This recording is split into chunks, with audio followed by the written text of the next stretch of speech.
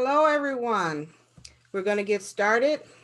Welcome to another episode of College and Career Pathways, where every Monday, Wednesday, and Friday at 2 o'clock, we provide you with information on various colleges and universities, financial aid resources, skilled trade professions, technical schools, training programs, employment opportunities, career exploration, and career readiness skills, all designed to help you make the best career decisions possible. I'm Toni Curitin, your host, and today we will be doing the final part of a five-part series entitled Choosing the Right Careers for You. Today we will be talking about becoming an entrepreneur and opening your own business. I'm going to open up my share screen so that we can get started.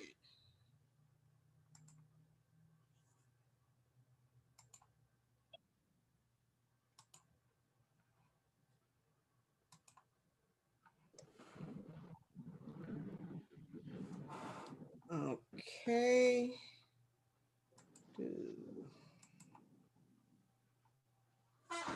Hello, Okay.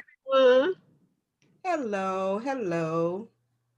Okay, so again, we are doing the fifth part of a five-part series called Choosing the Right Careers for You. And we're going to be talking about what it takes to become an entrepreneur or owning your own business. So, first question is, what is an entrepreneur? An entrepreneur is commonly seen as an innovator, a source of new ideas, goods, services, and businesses. An entrepreneur identifies a need that is not currently being addressed by any other business and determines a solution for that need. An entrepreneur is an individual who creates, organizes, and operates a business or businesses, taking on greater than the normal financial risk or responsibility in order to get that business going. This slide of this little boy at a lemonade stand is the epitome of what an entrepreneur is. One hot summer day, he was thirsty and he went into his kitchen and poured himself a nice cool glass of lemonade. And as he was standing there drinking it, he got this great idea and says, you know what? If I am refreshed by this glass of lemonade, so will others. And so he went to his parents and said, Mom, Dad, I got this great idea for a business.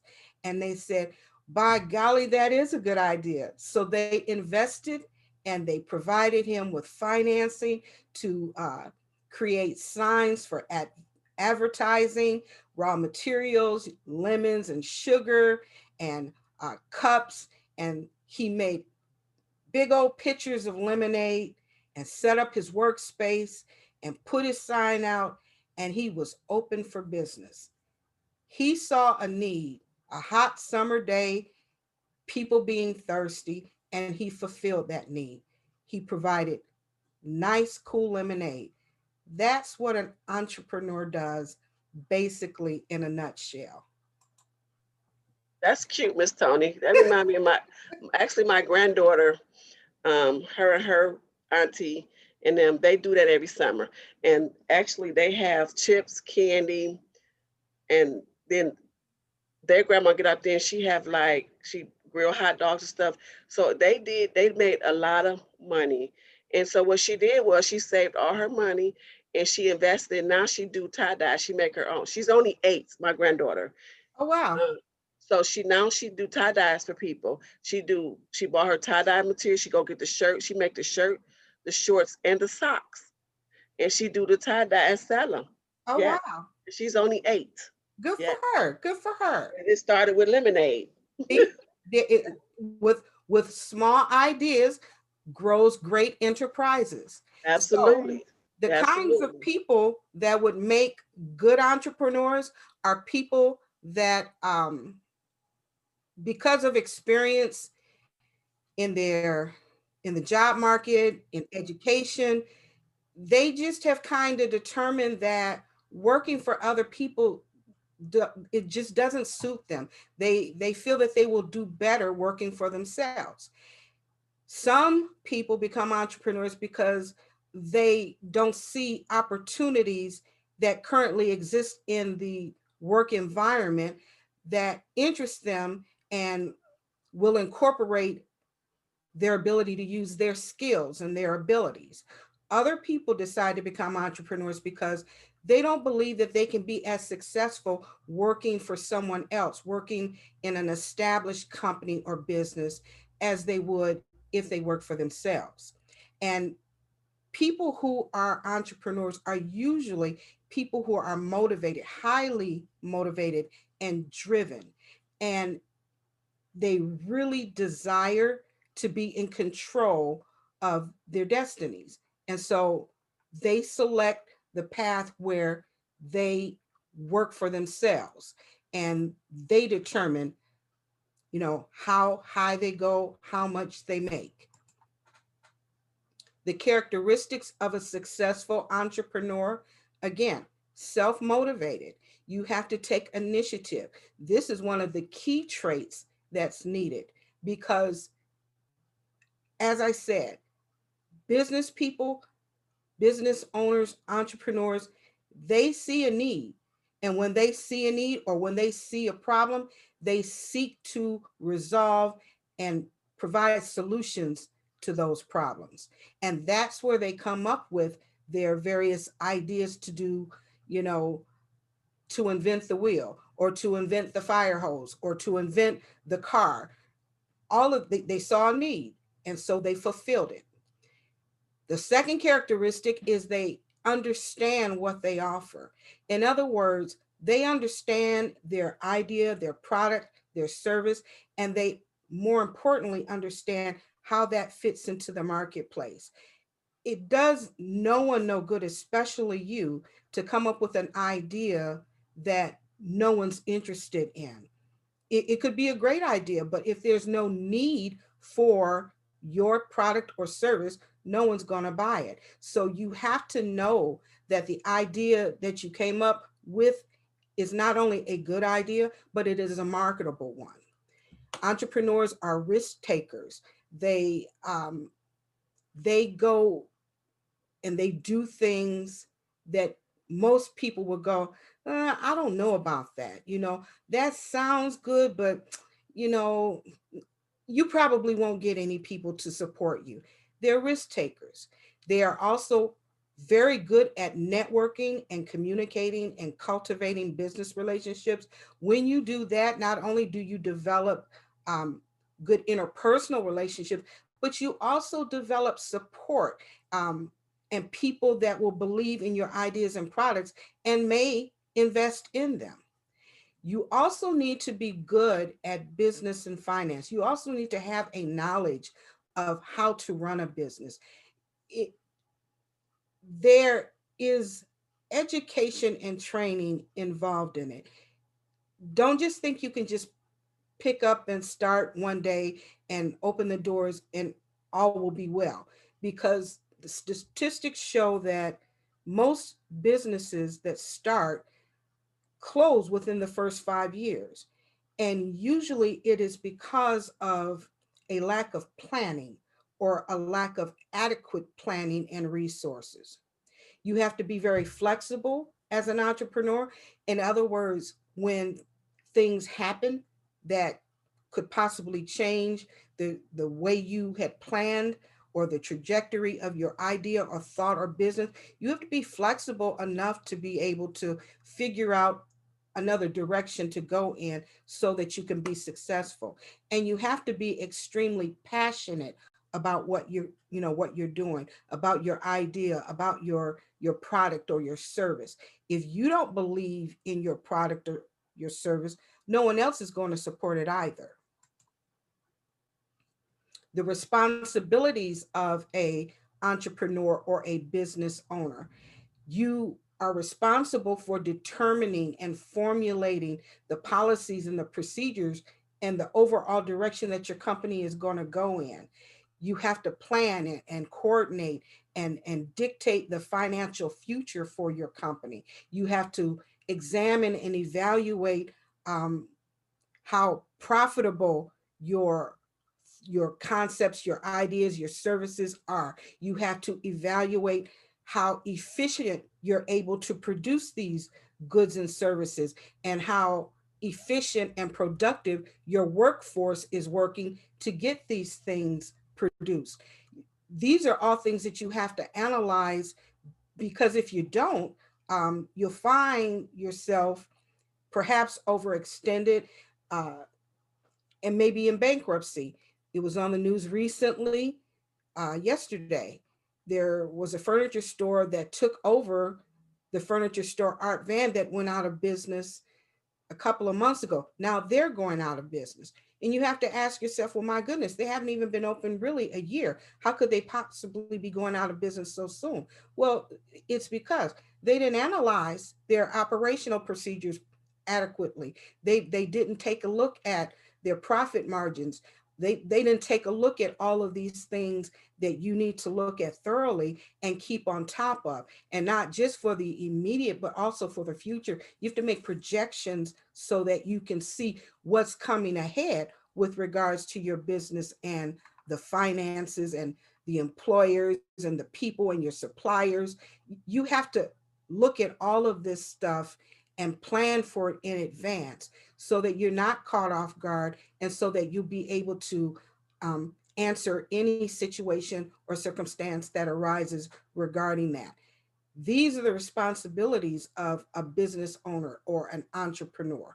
It's not just coming up with a good idea or a plan. You also have to implement and put all of these other things in place. That's why it is important that you get a good educational background and training so that you will know how to do this. Because if these are things that you are not familiar with and that you cannot do, you undoubtedly probably will fail in your business. What kind of training and education is needed to become an entrepreneur? Again, you have to have a lot of training and education. You have to have a lot of knowledge. Um, if you're going to be successful, you usually need to have an education at the level of graduate school, which is usually more than 5 years. However, depending upon the level or the tier of type of business that you're going to run, and I say that because on the high end, where you're going to be the CEO of a big company where you have many offices and many branches, that extensive education is definitely required.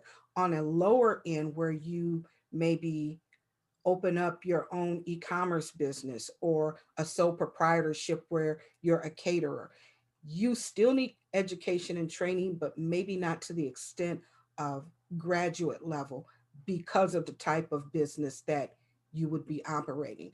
In any case, at a very minimum, you should obtain either a certificate or an associate's degree in business or entrepreneurial studies. We're going to take a look at this video clip right quick, which will give us a little bit more insight as to um, what would be needed and necessary for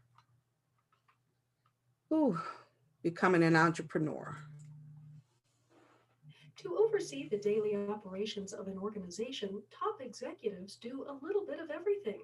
They make critical financial decisions, appoint new managers, and plan new strategies, all to ensure the organization meets its goals.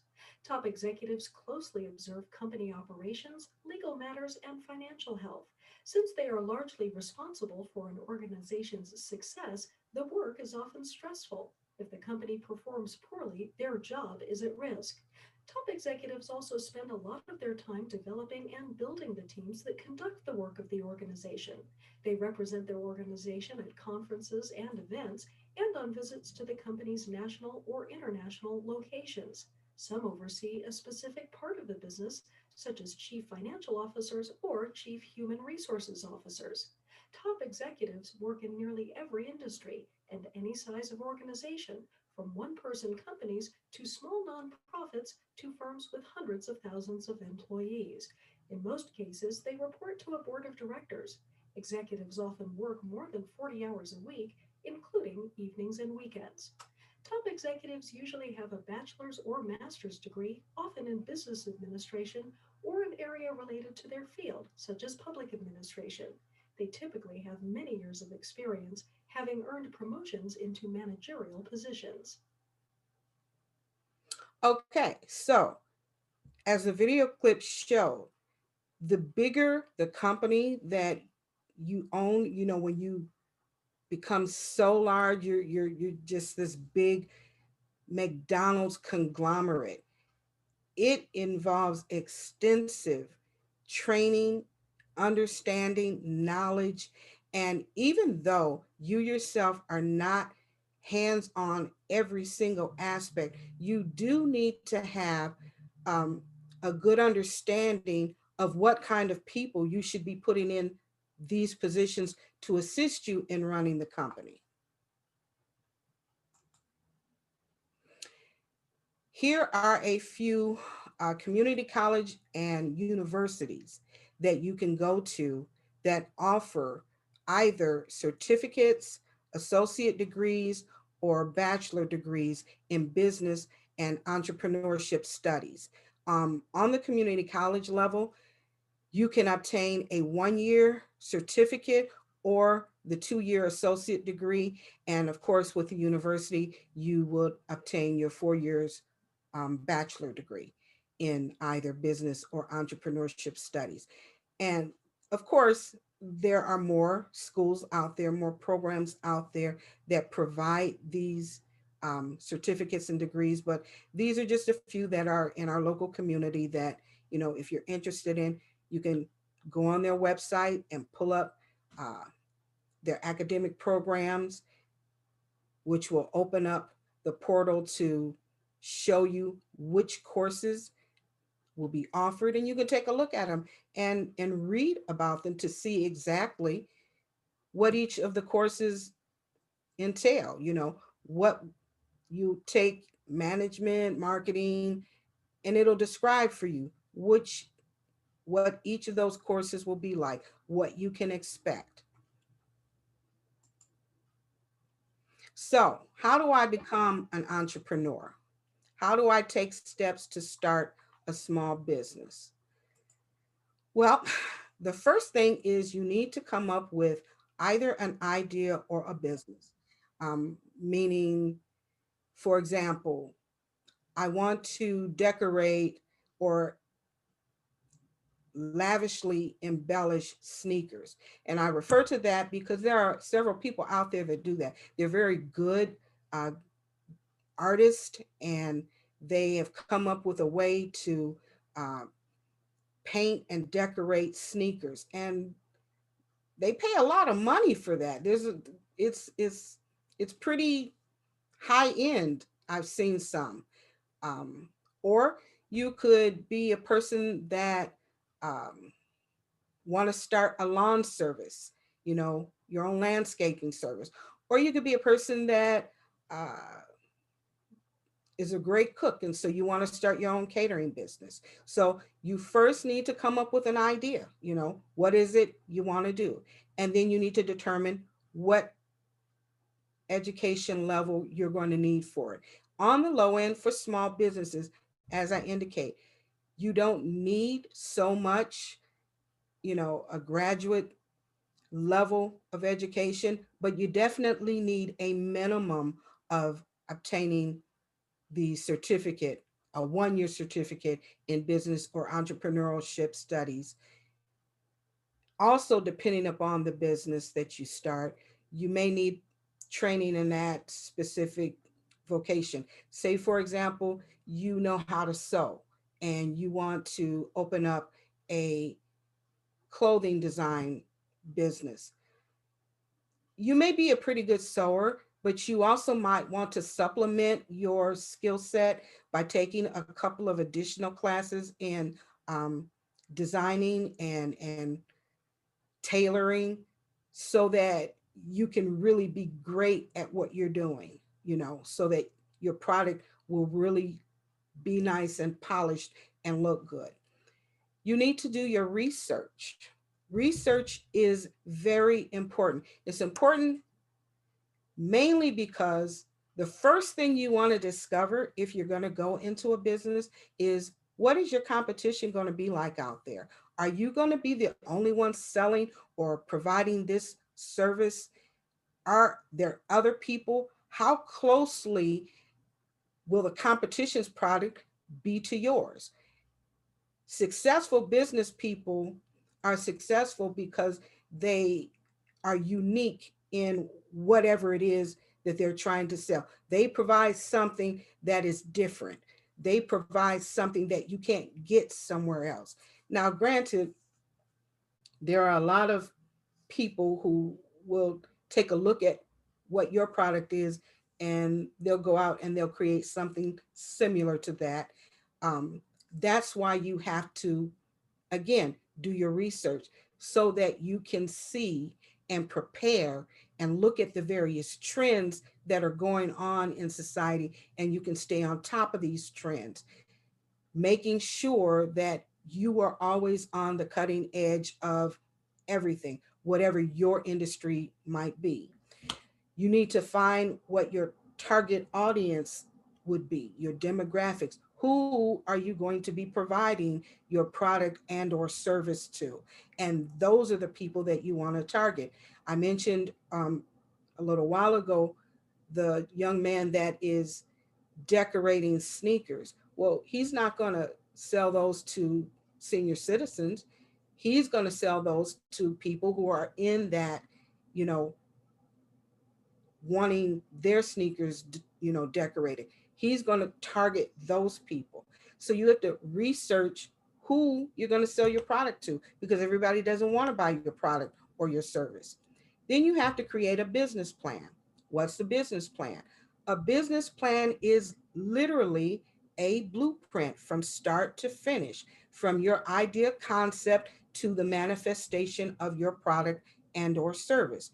It literally records and shows step by step what your plan is for your idea, your product, your service, and it shows at each stage what each stage of your business should look like and where you plan to take this in the future. It literally is a roadmap. Step one, step two, step three. Create a business plan. And then again, you have to network. You have to connect with other people in your industry. You have to connect with other people in business so that you can cultivate relationships with them and possibly maybe even develop investors from them. Then you have to market and sell your idea. You have to put yourself out there and let people know what it is you want to do, how you're going to do it, and more importantly, why it is they need to be a part of it. This is how, or these are the formulating steps that you need to take if you're interested in starting your small business. We're going to take a look at this short video clip that talks about starting an e-commerce business. Want to start a business without breaking the bank to rent a location? Online merchants can get the best of both worlds, establishing a place for themselves in the market and saving money by working from home.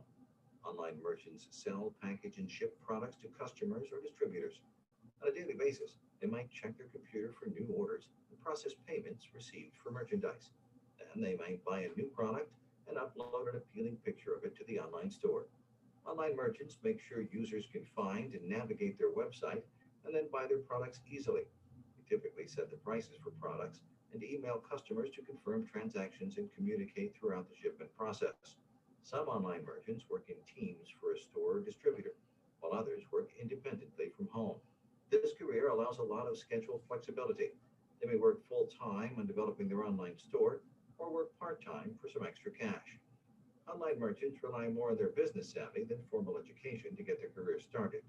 In this field, good customer service and the ability to work independently are essential to success. Okay, so you can see that on a smaller scale, It is going to take some financing. You're going to need some funds to help you start your business because, again, you have to set up your websites. Right now, because we are in the middle of a pandemic, an e-commerce business is really ideal because it eliminates, the contact with people, and you can operate and generate funding for yourself by creating an e-commerce business as opposed to an actual brick and mortar business right now.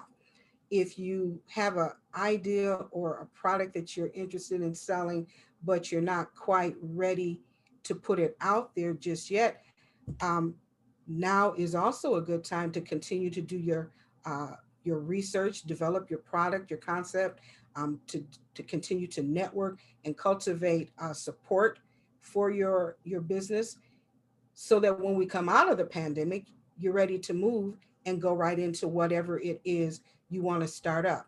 Here are some resources that you can use to assist you in planning and starting your small business. My Next Move, Pathfinders, these are all online websites that you can go to, and it will provide you with tools and resources that will help you figure out what it is and how to get started. The U.S. Small Business Administration, they have an excellent website. They provide you with tools and information on how to establish your licensing, establish your name, get your taxes established. They also provide a lot of free seminars and webinars on what it takes to start your business. They provide you with information on locating funding sources, getting loans, um, all of that excellent information, as well as providing you with a network of people who are like you trying to start their business. And they even have an additional area where there's an ability to have mentorship, where people who are established already and have successful companies will allow you to go in and be mentored by them. You can ask them questions, you can talk over different concepts and ideas, and they can give you better insight. Entrepreneur.com, the Michigan Economic Development Corporation, michiganbusiness.org, and the Small Business Association of Michigan. These are all excellent websites that you can go to get this kind of information. If you also have an interest, say like, oh, okay, pre-pan pre-pandemic, say you wanted to open up a restaurant. Another good way to network and cultivate some business relationships, go to some of the types of restaurants that you're interested in opening up and talk to the owners and the managers there, and ask them questions. You would be surprised how many people are willing to open up and share and let you in on what it takes to be successful, because people don't mind helping, and they're very flattered by the fact that you've even asked them, which means that you think of them in such a way that they can be considered successful. So keep that in mind when you're thinking over these ideas of opening up your own business, whether it's on an e-commerce or an actual building that you have to go to. Reach out to people who have these types of businesses and contact them and ask them, do you mind sharing your story with me? Do you mind if I asked you some questions? And a lot of people get help that way. So that concludes my presentation on how to become an entrepreneur and start a small business. Are there any questions?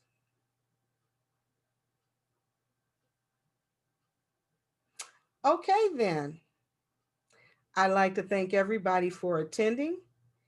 And I know this information was helpful. If you have any questions, please feel free to reach out. I am at 586-842-0558. My extension is 312. Or you can email me, tonic@atsedu.net. If you have any questions, if you need direction, please, I'm more than happy to help you, direct you, assist you in any way, shape, form, or fashion that I can. Thank you, everyone, for joining me today on College and Career Pathways. And everybody, have a great weekend. Thank you. You're Thank welcome. you.